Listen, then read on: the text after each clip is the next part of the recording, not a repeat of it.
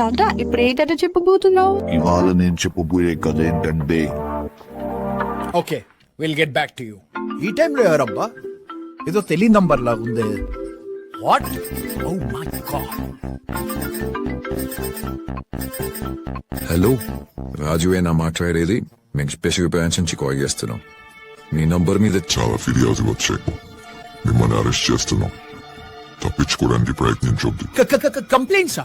Sir నేను ఇలాంటి తప్పు చేయలేదు సార్. అయితే 25,000 రూపాయల జరిమానా కట్టండి. మీ మీద కేసుల మీద తెస్తాం.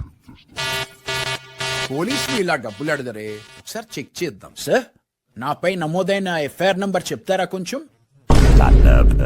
అంటే అది కాబట్టి మిత్రులారా, ఎల్లప్పుడూ ఈ 3 ముఖ్య విషయాలు గుర్తుంచుకోండి. 1. ఇలాంటి ప్రమాదకరమైన కాల్స్ ను వెంటనే కట్ చేయండి. 2.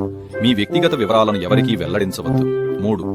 అపరిచిత వ్యక్తుల నుంచి అనుమానాస్పద కాల్స్ వస్తే వెంటనే కట్ చేసి 1930 నంబరుకు ఫిర్యాదు చేయండి. మన తెలంగాణ ప్రభుత్వానికి కూడా సైబర్ సంబంధిత ఫిర్యాదుల కోసం అదనంగా ఒక టోల్ ఫ్రీ నంబర్ అందుబాటులో ఉంది.